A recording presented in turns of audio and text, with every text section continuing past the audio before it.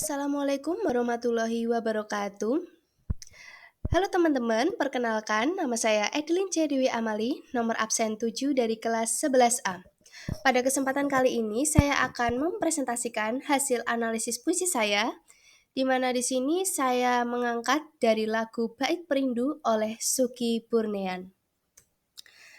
Baik, untuk materi yang akan saya sampaikan pada kesempatan kali ini, yang pertama ada makna lagu dari lagu Bait Perindu itu tentunya, dan yang kedua ada unsur batin, ketiga ada unsur fisik, dan yang keempat analisis diksi.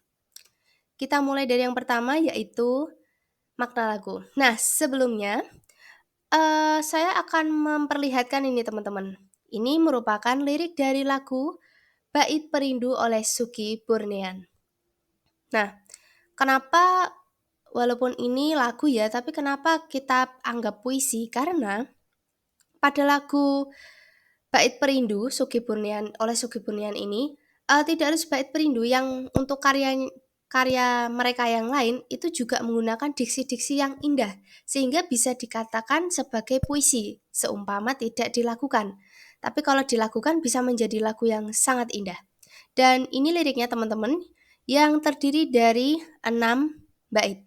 Dan sekilas bisa kita lihat di sini banyak sekali kata rindu ya. Rindu, rindu, rindu. Dan rindu yang lainnya. Baiklah, untuk yang pembahasan pertama, kita akan membahas tentang makna lagu dari Bait Perindu oleh Suki Burnean. Lagu Bait Perindu oleh Suki Burnean menceritakan tentang perasaan rindu yang selalu hadir tanpa mengenal waktu. Selain itu, lagu ini juga memiliki makna bahwa rasa rindu tidak hanya tentang jarak dan waktu, ataupun tidak hanya tentang keterbatasan di mana kita ingin bertemu dengan seseorang, atau istilahnya temu kangen dengan seseorang ataupun sesuatu, tetapi rasa rindu itu merupakan perasaan mendalam yang meskipun itu menyakitkan, tetapi disyukuri keberadaannya. Nah, maksud disyukuri di sini bukan yang itu ya teman-teman, kalau kita dapat rezeki terus bilang alhamdulillah gitu, bukan konteks yang seperti itu, tapi lebih ke dimana kalau kita bersyukur itu kan kita menerima, ya kan? Menerima dengan ikhlas terutama. Jadi rasa rindu yang dimaksud di sini kok dikatakan disyukuri keberadaannya, itu artinya kita itu masih menerima dengan ikhlas rasa rindu itu. Menerima dengan ikhlas dari adanya keberadaan rasa rindu itu. Entah terhadap seseorang ataupun sesuatu. Baiklah, untuk pembahasan yang berikutnya, yaitu unsur batin. Nah, teman-teman tahu nggak unsur batin itu apa? Nah, unsur batin itu merupakan unsur yang kaitannya dengan penulis atau penyair itu ingin mengungkapkan perasaannya. Nah, di mana perasaan itu kan sesuatu yang bukan konkret ya, atau tidak kasat mata. Makanya dikatakan sebagai unsur batin. Nah, unsur batin yang pertama dari puisi merupakan tema. Tema adalah gagasan pokok yang diungkapkan untuk menentukan diksi dalam puisi. Segala apapun karya sastra yang akan kita ciptakan, baik puisi, cerpen, novel, dan yang lainnya, langkah pertama yang kita lakukan pasti adalah menentukan tema, di mana tema itu menjadi gagasan utama ataupun ide pokok dari karya sastra yang akan kita buat, di mana tema itu nanti fungsinya seperti semacam arahan. Kita itu mau mengarahkan ini tuh kemana, topiknya itu apa. Nah, itu merupakan tema.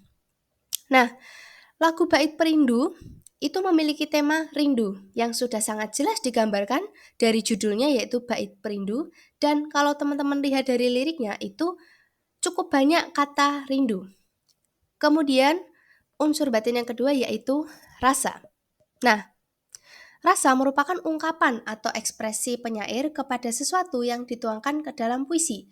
Jadi simpelnya, rasa itu suatu ekspresi yang diungkapkan oleh penyair atau penulis ke dalam karya sastranya tersebut. Nah, pada lagu Bait Perindu ini memiliki rasa kerinduan yang sangat mendalam terhadap seseorang atau sesuatu. Jadi, Suki Burnian ini mengungkapkan rasa rindu yang mungkin bisa dikatakan rasa rindu yang sangat dalam, yang diungkapkan dengan lirik-liriknya yang indah itu tadi. Lanjut. Nah, yang ketiga adalah nada. Nada adalah bentuk sikap penyair terhadap pembaca yang berkaitan dengan suasana. Nah, teman-teman kalau mendengarkan suatu lagu atau suatu puisi yang dimusikalisasi, pasti terdapat atau bahkan pasti ada yang namanya nada. Nah, nada di sini juga bisa berfungsi sebagai penggambaran suasana dari karya sastra tersebut. Nah, jadi bisa menggambarkan, oh, ide yang disampaikan itu atau makna yang disampaikan itu tuh apakah membuat semangat atau sedih, terharu, bahagia, dan yang lain-lain. Pada lagu Bait Perindu ini memiliki nada yang cenderung sedih dan tenang. Kenapa dikatakan sedih? Karena pada lagu ini tuh rindunya cenderung rindu yang mengarah ke sedihan, gitu.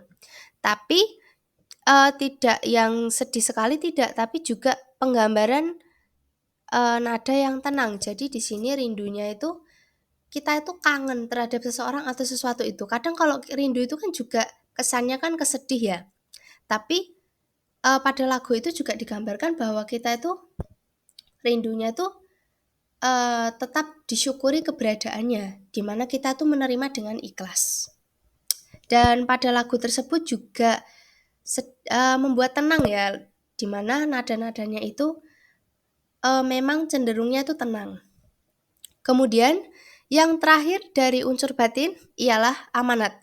Amanat itu pesan yang ingin disampaikan penyair atau penulis kepada pembaca.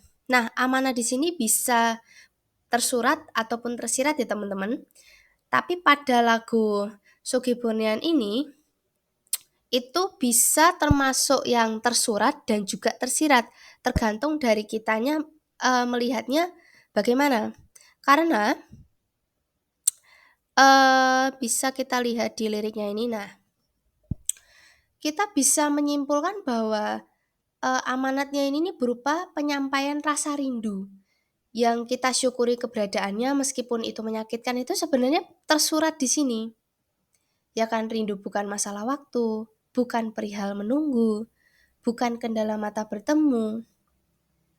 Kemudian dan yang lainnya yang bisa kita lihat di lirik di sini itu bisa termasuk ke amanat yang tersurat, tapi juga bisa dikatakan tersirat karena ada beberapa diksi yang mungkin tidak umum kita ketahui atau jarang dipakai di kesehariannya. Seperti kalau ini yang saya warnai coklat, misalkan aksara, pelipur, dibalut, meramu, menyandu, dan yang lain-lain yang akan kita bahas di submateri yang terakhir di analisis diksi. Baik, tadi kita sudah sampai, nih ya, amanat.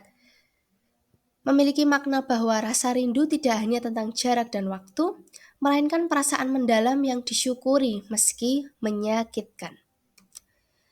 Baiklah, kita masuk kepada subbab materi yang ketiga, yaitu unsur fisik. Kalau tadi unsur batin itu unsur yang kaitannya dengan perasaan penulis atau penyair yang tidak konkret atau tidak kasat mata.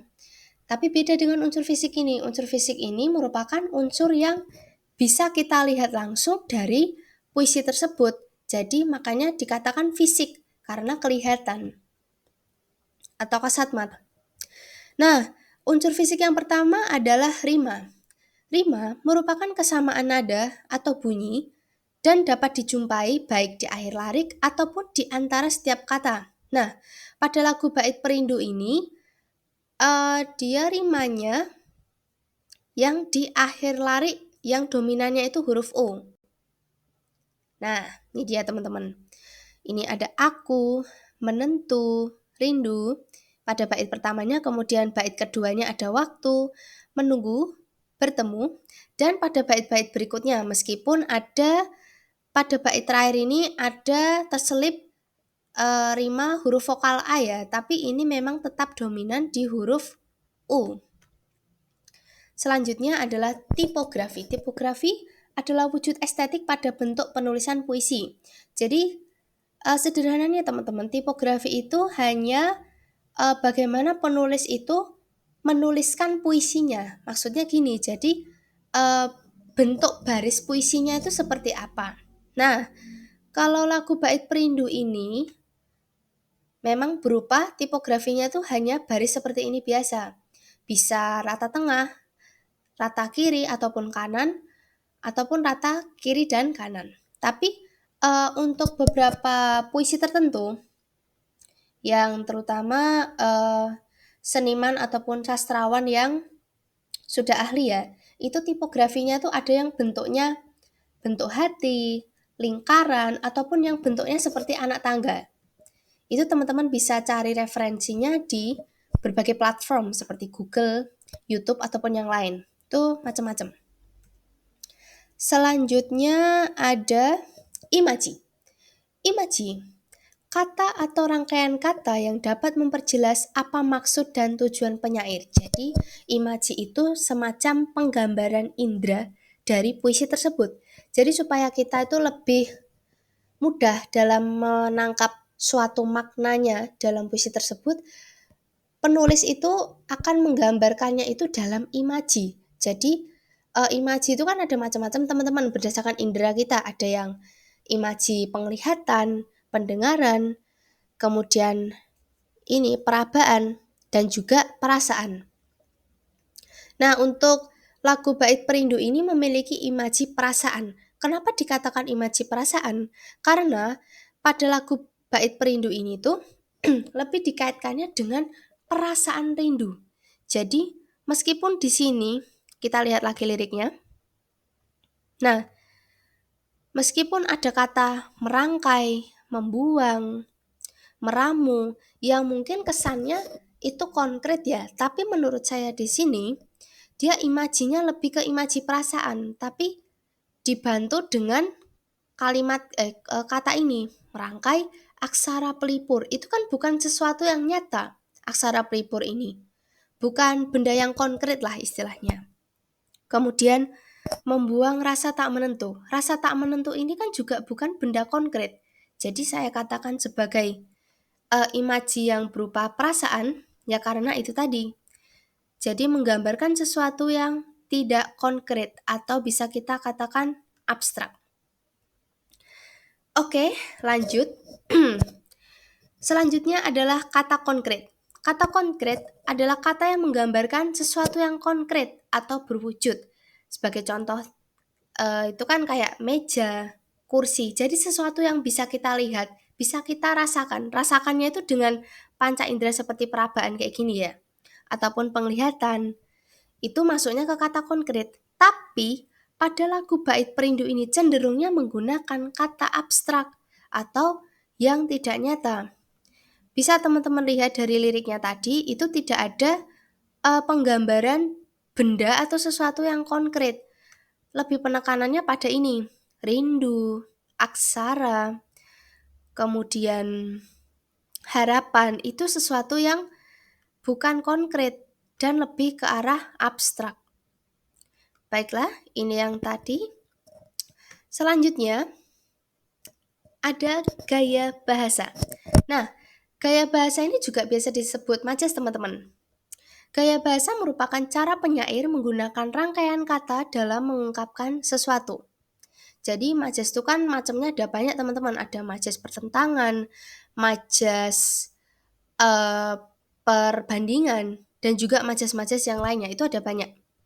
Nah, pada lagu Bait Perindu ini menggunakan gaya bahasanya, menurut pandangan saya itu ada 5. Ada personifikasi, asonansi, tautotes, asosiasi, dan alegori. Nah, untuk personifikasi itu sendiri merupakan majas yang membandingkan benda-benda yang tidak bernyawa dan seolah-olah membuatnya itu tampak hidup atau memiliki sifat hidup. Sebagai contoh, di liriknya ini dia.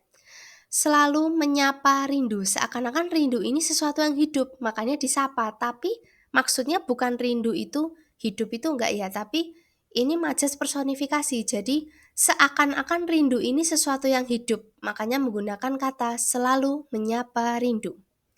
Kemudian yang berikutnya ada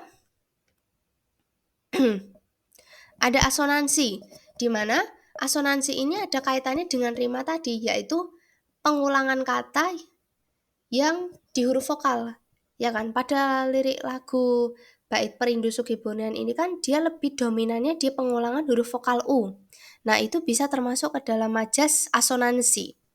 Kemudian ada tautotes, yaitu majas yang menggambarkan pengulangan atau repetisi dari kata. Dari lirik lagu ini kan kita bisa lihat cukup banyak kata rindu yang berulang kali disebutkan hampir di setiap baitnya. Nah, itu termasuk ke majas tautotes. Lalu kemudian ada asosiasi. Asosiasi ini sebenarnya masih berkaitan sama personifikasi tadi, di mana asosiasi itu dia membandingkan. Jadi membandingkan dari dua hal yang sebenarnya berbeda tapi dianggap sama. Kemudian yang terakhir ada majas alegori, yaitu menggambarkan suatu hal dengan perumpamaan. Jadi personifikasi, asonansi, dan juga personifikasi, kemudian asosiasi dan alegori ini berkaitan lah, kaitannya dengan perumpamaan di mana dianggap benda hidup, kemudian dua hal yang berbeda itu tadi dianggap sama, dan ya begitulah, ada kaitannya dengan membandingkan. Dan pembahasan yang terakhir yaitu diksi, di mana diksi itu merupakan pilihan kata pada puisi. Kata yang dipilih umumnya unik dan juga jarang dipakai dalam kehidupan sehari-hari. Ini berkaitan dengan pembahasan kita di subbab materi yang terakhir yaitu analisis diksi. Jadi diksi yang digunakan pada lagu Bait Perindu maupun lagu yang lain oleh Sugihbonian ini menggunakan diksi atau pilihan kata yang unik dan jarang dipakai tentunya, yang mungkin mayoritas orang itu masih belum paham itu maknanya apa. Sehingga ada kaitannya dengan amanat di awal tadi, itu bisa dikatakan tersurat dan tersirat. Jadi karena kaitannya dengan diksi ini tadi, orang itu kalau belum tahu makna katanya itu apa, kita juga belum bisa menyimpulkan sebenarnya yang mau disampaikan penulis itu apa. Nah, sebagai contoh, ini ada aksara dari bahasa Sanskerta. Mungkin kata aksara ini sudah kita bisa temui di pelajaran ilmu pengetahuan sosial, di mana aksara ini diambil dari bahasa Sanskerta yang artinya huruf, bunyi, dan vokal. Tapi menurut KBBI juga ada, yaitu sistem tanda grafis yang digunakan manusia untuk berkomunikasi dan sedikit banyaknya mewakili ujaran. Kemudian ada pelipur, yang kata dasarnya itu lipur. Menurut KBBI itu artinya menghilangkan, melenyapkan, dan menghapuskan. Kemudian ada dibalut dengan kata dasar balut. Menurut KBBI itu membebat, membungkus, membarut, mengikat dengan balut. Tapi yang dimaksud dibalut dalam lagu ini tuh semacam perasaan rindu itu membungkus. Nah, maksudnya dibalut itu kayak membungkus. Nah, kemudian ada meramu atau juga bisa dikatakan meracik. Menurut KBBI itu artinya kumpul, urun, dan menjadikan satu. Atau umumnya tuh orang-orang menyebutnya dengan meracik.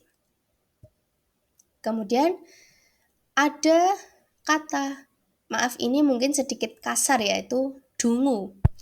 Nah, dalam KBBI itu artinya sangat tumpul otaknya, tidak cerdas, bebal, dan bodoh. Kemudian ada membelenggu. Itu kaitannya kalau membelenggu itu kayak kita tuh terikat oleh sesuatu ya. Menurut KBBI itu artinya mengenakan belenggu pada titik-titik ini, maksudnya bisa dikaitkan dengan suatu kata lah, mengenakan belenggu pada bla bla bla.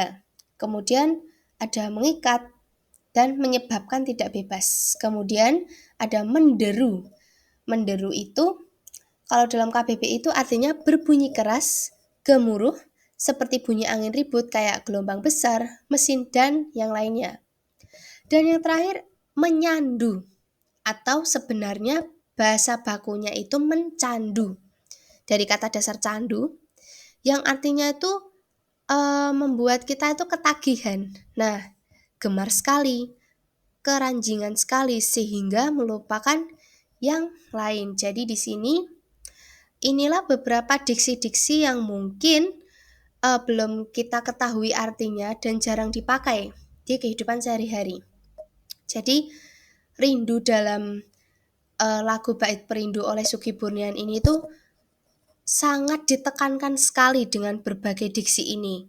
Pelipur, dibalut, meramu, dan yang lainnya. Jadi ada penekanan pada kata rindu. Baiklah,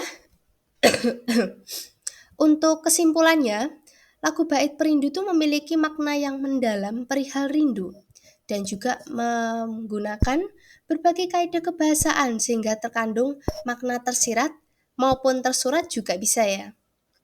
Jadi kaidah kebahasan yang digunakan dalam lagu atau lirik Bait Perindu ini bisa dibilang kompleks ya. Jadi termasuknya bagus dan indah. Lirik yang ditulis tentu saja terdengar indah, baik dinyanyikan maupun dipuisikan. Baik teman-teman, sekian presentasi dari saya mengenai analisis puisi dari lagu Bait Perindu oleh Sugi Burnian. Semoga apa yang saya sampaikan bisa bermanfaat dan apabila ada hal yang ingin ditanyakan bisa kita tanyakan pada kesempatan yang akan datang. Sekian, terima kasih atas perhatiannya. Wassalamualaikum warahmatullahi wabarakatuh.